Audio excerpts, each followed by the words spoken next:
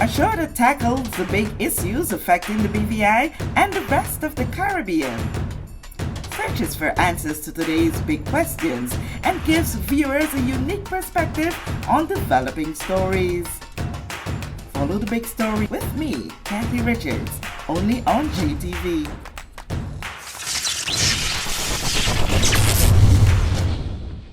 This show is brought to you by the National Bank of the Virgin Islands, Cyril B. Ramney Tertola Pier Park, NV Salon Spa Nail and Barbershop, the Wellness Center, Medical and Behavioral Health Clinics, Ticely Cross Deliciously Smooth Cider, HOV Medical and Digicel, simply more speed, reliability and entertainment.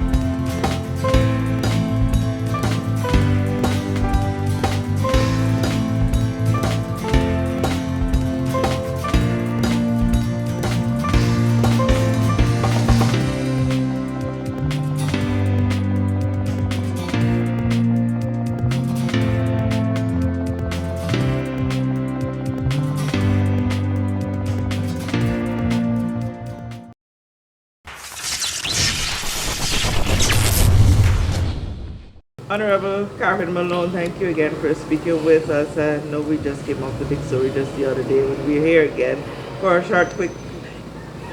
Something came up today that we did not expect. Yes. And that is that you would have taken back your space in the National Unity Government on the government side of the House of Assembly. Why this decision?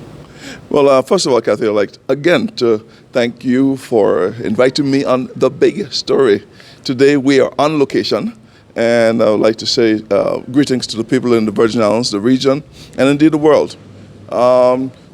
Elections of February 2019 was one in which I announced that we are here to protect the particular progress that were gained through sweat and tears by our parents or forebears. In this House of Assembly, we have had to deal with a number of challenges. One was the particular rebuild from the floods and storms of 2017. Then we had the global pandemic. Then we had the Commission of Inquiry. We had the Ukrainian war and the hike in prices. And all of these have brought challenges to this particular region, like everywhere else in the world. But in terms of our effectiveness in the House of Assembly, we must realize that we had a situation where we were in the thralls of a commission of inquiry that had recommendations, and the people of the Virgin Islands had a sense of not being involved as to exactly where we would go from that particular location. There were a particular host of information that they needed to know more about so that they can have a sense of exactly what challenges would confront them. I attempted to do this from the opposition bench because doing it from the particular government side would have been counterproductive in terms of some of the protocols that had to be followed.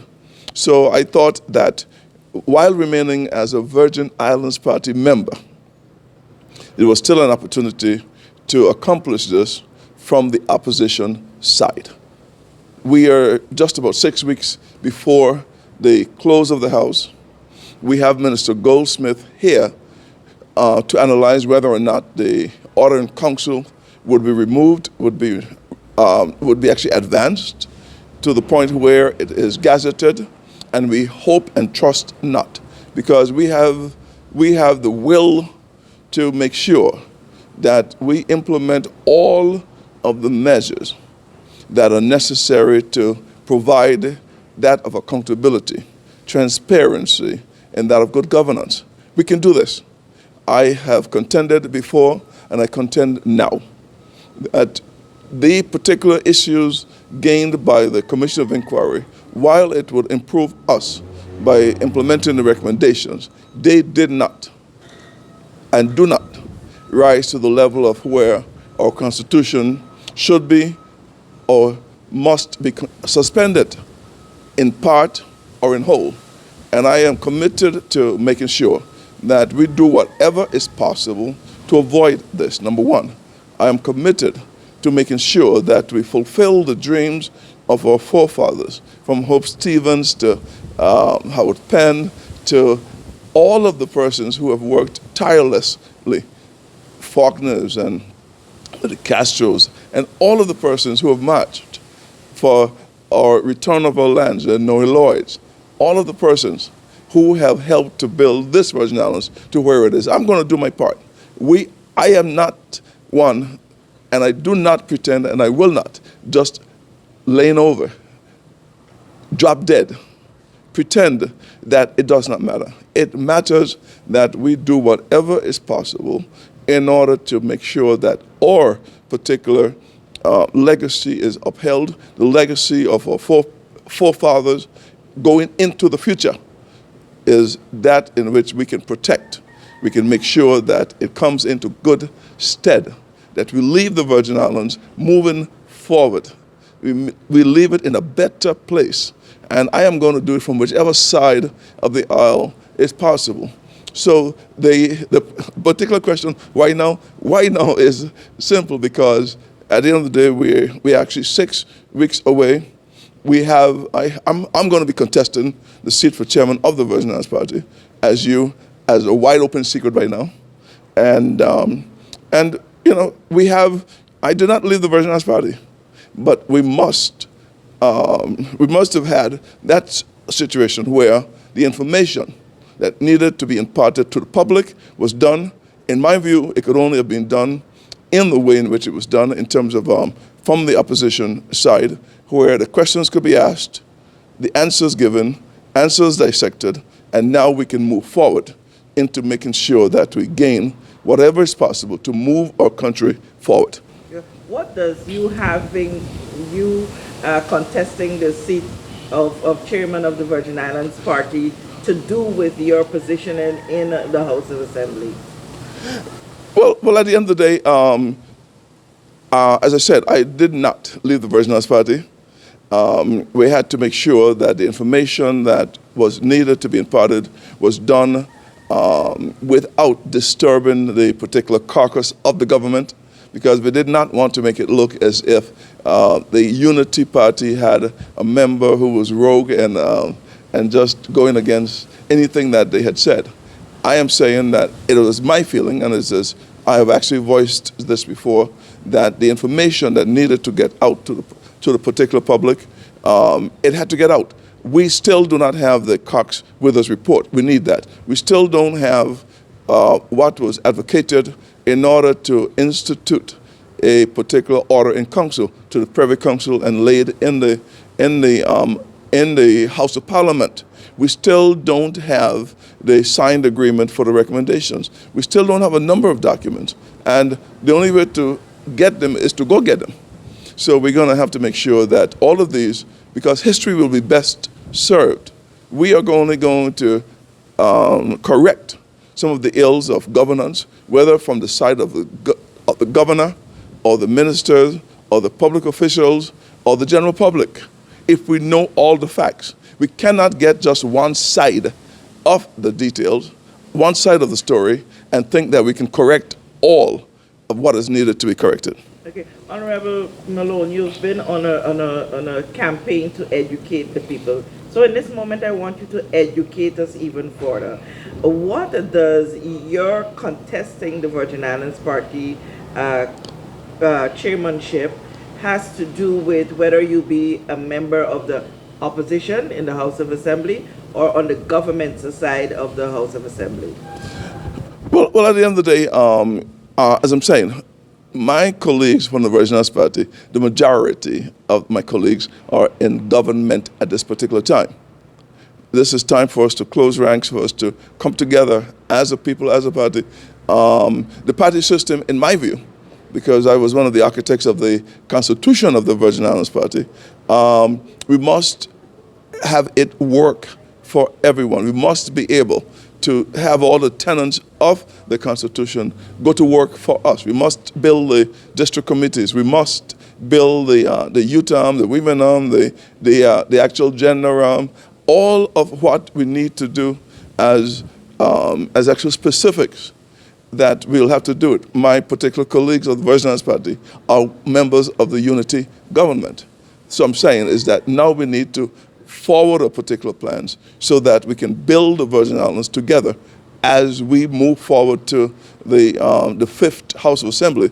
So we are about to complete, within a 6-week period, the fourth House of Assembly, and we look forward to the fifth House of Assembly.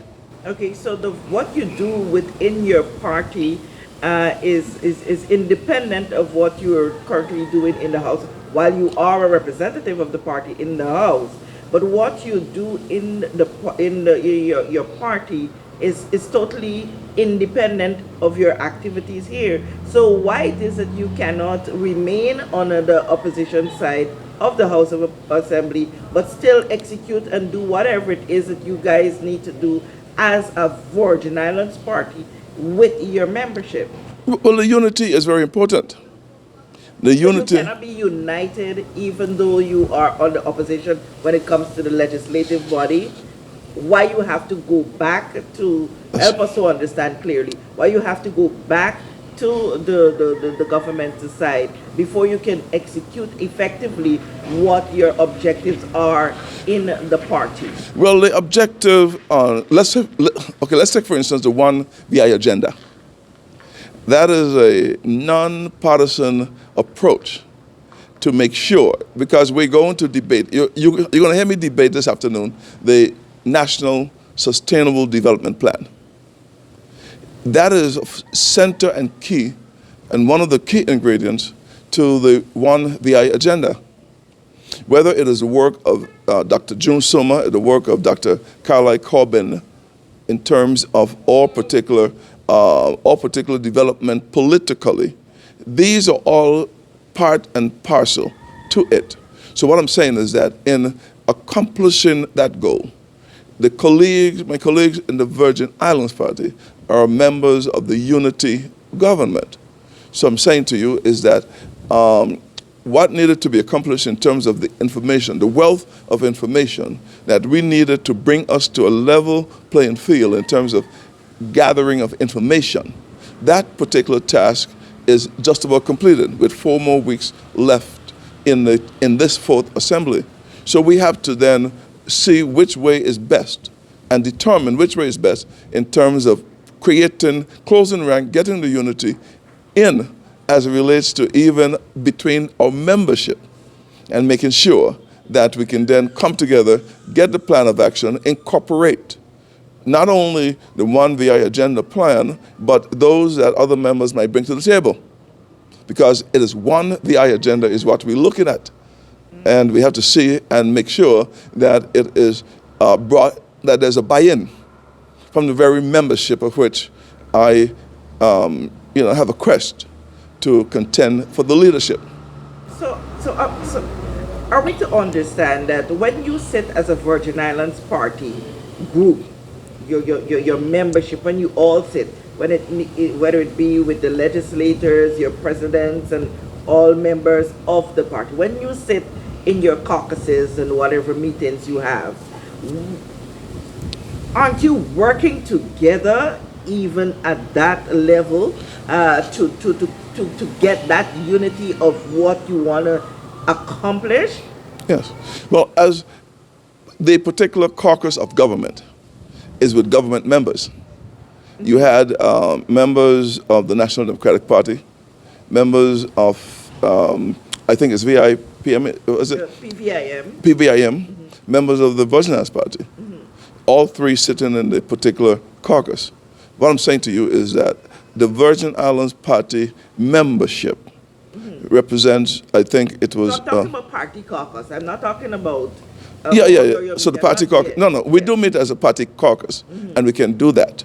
But as it relates now to the particular, we don't want to have to confuse, because no matter how I explained it, people were still confused as to whether or not, well, how could you be sitting in the opposition and still be a Virgin Islands Party member and have? But that was established from the onset. That I know. because you have. It was made clear by me.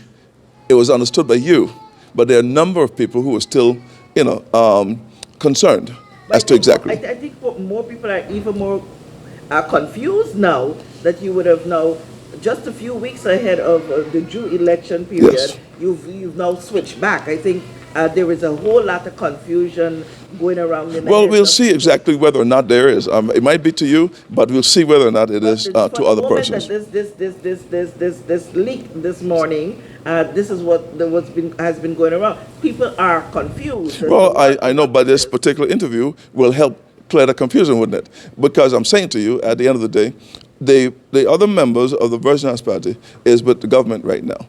I'm saying to you that there was in my view, there was a need to impart of certain information, which sitting on the side of the unity government would not have been able to come out without breaking the protocols, and that in terms of which a party caucus or a government caucus would be doing. I had no problem in taking the choice to make sure that if I err, it was going to be on the side of getting the public the information needed to make decisions as to where we are, where we need to be, and how we must get there. So are you saying that you would have accomplished your mission on the As it relates to One VI agenda? Well, on the VI agenda and getting the information out to the public. So there is nothing more left for you to share with the public that you cannot do while you're on the government side. Well, at the end of the day, whatever is there, I am now seeing that with the One VI agenda out there, I can continue the work of the One VI agenda, but it need not be from that other side. Awesome. Okay, Yes. now, so let's move it a little further now. So, like you would have alluded to, you are going to be contesting the elections in your party, the Virgin Islands Party, which is due, I think, this Sunday. Yes. This Sunday. Currently, the chairman of the party is the premier of the territory. Yes. He would not be moved as premier, whether Okay, one way or the other. I'm going to get to that in a little bit. Yes. But are you supporting him for chairman? Well, you're not, because you're contesting. Why not support Honorable Whitley to remain as the chairman? Well, democracy has it that at the end of the day, it is allowed that if you vie for chairman, you can. It has nothing to do with anything else other than a democratic process. Okay, so we can safely say that Honorable Hon Malone is pursuing chairmanship of the Virgin Islands Party. Well, I told you that I put my name in for chairman, so I'm not saying you can yes. put it in whichever form. Yes, but let me complete the That is your headline. My headline is I'm that not done. You're contesting the Yes, chairmanship of the party, Yes. with the intention that when the territory goes to the poll and the Virgin Islands Party presents its objective to the people, that the Virgin Island Party wins the general election and Honorable Hon Malone assumes the position of premier of this territory. Well, what I've told all of the district committees that I've met with so far is this. First of all, the party systems have not been allowed to work properly. From the 2006 manifesto that we have the inclusion of people as the basis for the growth in a particular country. We must be able, at every sector, provide the forums where the views of the general public through the district committees could be heard. Those views could be collated and brought into a caucus. The caucus views, once decided, can be taken to a cabinet. The cabinet views, once completed, can be taken to the House of Assembly, so that the laws that are passed reflect from the ground straight up. That must be done with a passion. That must be done with commitment towards the principles that are set out. We also set out in terms of making sure that we have different organs of the party. The women arm, that is not there since some time back. The particular youth arm, not there. They have the gender. We have the gender arm, women arm.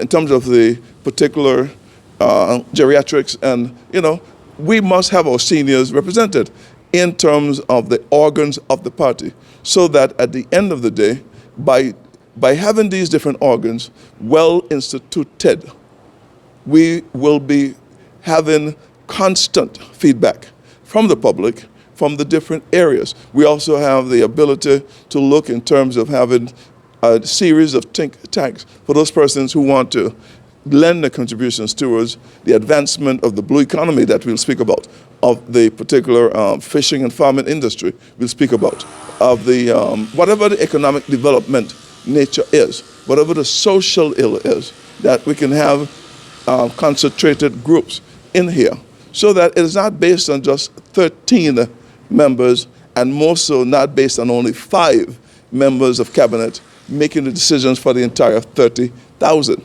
It will be based on well-informed information. This is why the passage or the laying on the table of the National Sustainable Development Plan is critical and will become a center of our studies with the various groups that we have developed over the past 5, 6, 7 months. And this is where it is. So it is more than just trying to be particular chairman and or premier of the Virgin Islands. It is making sure that the people of the Virgin Islands are well-rounded and represented through the system, whatever system. There are some folks who believe that the party system isn't working. But whichever system you have, people must be the center of it. And this is what my commitment is in order to make sure that people are well represented. Honorable Malone, would you like to become the premier of this territory? Well, that's a headline for you, but I'm saying I would like to make sure that we have a centered, as chairman of the Virgin Islands Party, if elected, it have its course, and it will take. So at the end of the day, a people-centered agenda is what we have to do, and being chairman, it will allow me to make sure that that is imparted. If you should ascend to the position of chair of premier of it have its course. If you were to ascend to the position as premier of this territory, what is the biggest thing that you would want to see happen during your serving as premier? Well, one of the things, because you see that Ministry of Health and Social Development that takes you from birth to death and give you your 21 square feet when you're done, and everything that's in between it affects. The social ills of this country is what has to be fixed in order so that the environment is important, but so too the social ills of this particular country must be addressed almost as a Marshall Plan, as one in which is critical to the development. Yes, we must get more out of a tourism industry. Yes, we must make sure that the threats to our financial services sector are minimized. Yes, we must build a third and fourth economic pillar. But if we don't get our environment stabilized, fixed, improved, if we don't get our social ills and take care in terms of more programs for our youth, more programs for our elderly, more programs so that we can then look in terms of sustainable population growth, for instance. We spoke of, and I'll speak of, the particular concept that our population now is growing more from immigration than from birth rates. It is an issue throughout the world. So we have to then plan ahead for where we want to be. We have a 2036 development plan. We must study it so that when we reach to 2036, in such a short period of time, we can then look towards the next 25 years, 50 years, and have a development that is based on that. Okay. In that role as premier, do you see yourself as a person who is capable and knowledgeable enough to sit with the United Kingdom to negotiate what matters for this territory? Well, there's none more qualified. Say that again for me. There's none more qualified. There is none more qualified than you. One of the things that is, continues to bug the people's of this territory is that, infrastructure is seemingly at one of its worst state, save what has been done since the damages that were created by the hurricanes. And one of the things that is needed is finances. Where, as a premier, do you think that this money can come from? Well, as I'm saying, the facts will remain that we have one of the lowest borrowing rates in terms of we have a lot of window. We have a window for borrowings which is limited by the ratios that we have negotiated back in 2012. We have to again look at this because we're not basically looking to spend willy-nilly, but the fact is that the storms of 2017, the pandemic of 2020, have put a real strain on the purse of the territory, as it did on every jurisdiction throughout the world. In the UK, there are many strikes going on right now because the resources that they needed to help them through, they got strained by the pandemic. They got strained by the war in the Ukraine. They got strained by a number of other instances, Brexit, for instance, right? And they now have to look in terms of how do they get enough money to build out their infrastructure, pay raises in terms of persons who are complaining that their salaries are not keeping pace with inflation, and all of these are areas that we, even as a 30,000, 35,000 population, have to deal with. So the fact is that once we look in terms of, I think it was Prime Minister Mia Mottley, who says that you have to develop the particular arena where the rebuild from pandemics, infrastructure development in terms of natural disasters, that there is a global fund necessary for it. That is one set and aside.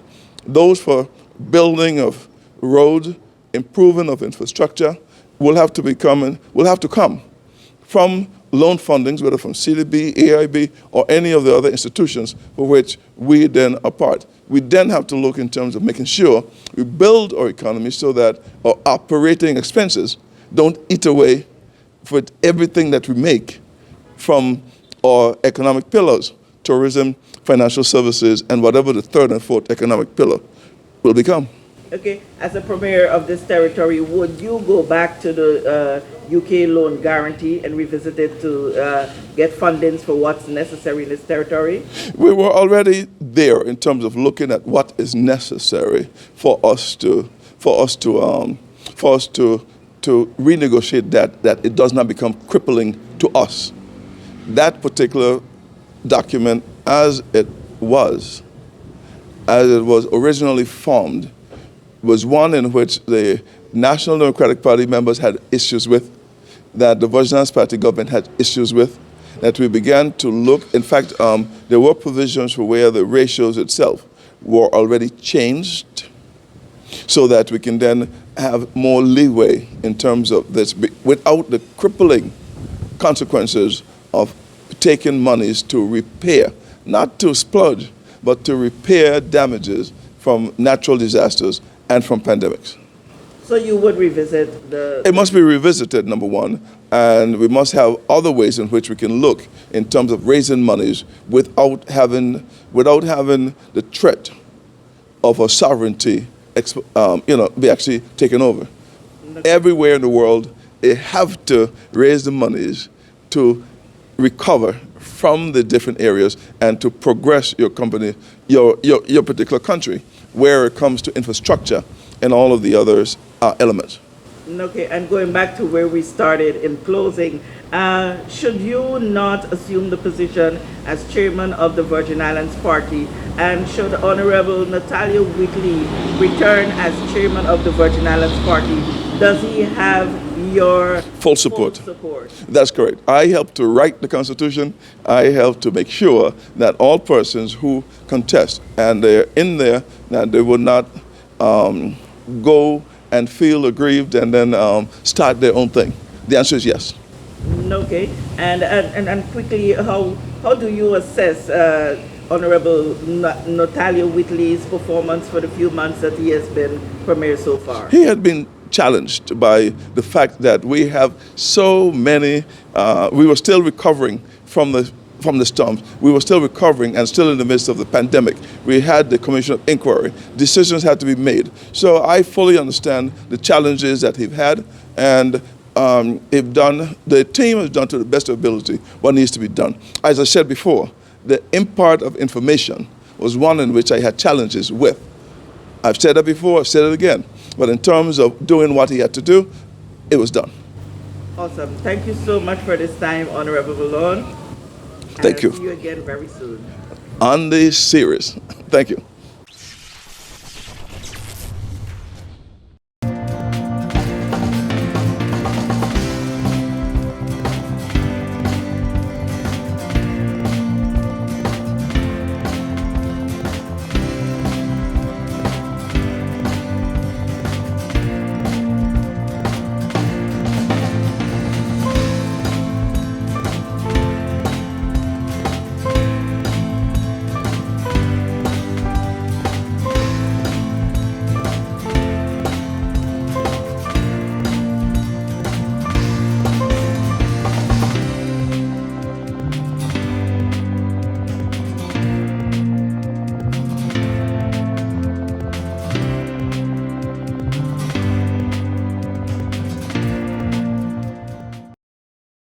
We know that where you choose to bank matters, and it is your vote on what your funds do in strengthening our community. As your official Bank of Paradise, we invest and support the lifeblood of our economy by helping in the realization of personal goals for homeownership, education, and entrepreneurial visions, which support small businesses.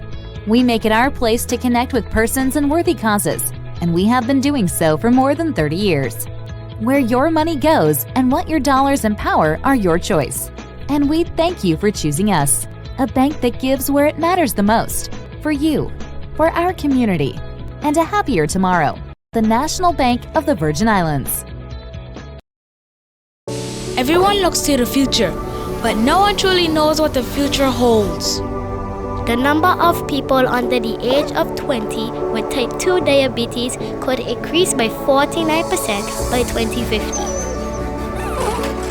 Let it be known that we all have a 30% chance of developing hypertension.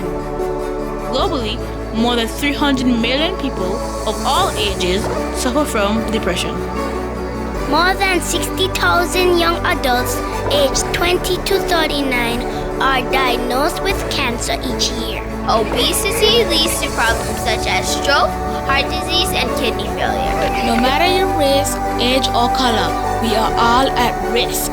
These diseases can be managed or prevented if caught early. But with the right medicine and the right doctors to keep us on a path to live a robust and healthy life, we will live well.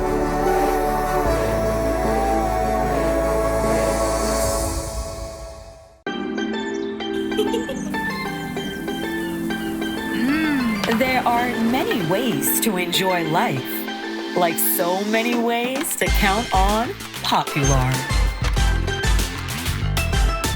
Plug into Digicel Plus and get even more entertainment with Disney Plus included. The best of Disney, Pixar, Marvel, Star Wars, and National Geographic all in one place. Whenever you want, plug into Plus to enjoy Disney Plus and much more with a home fiber bundle. Sign up today. Digicel Plus.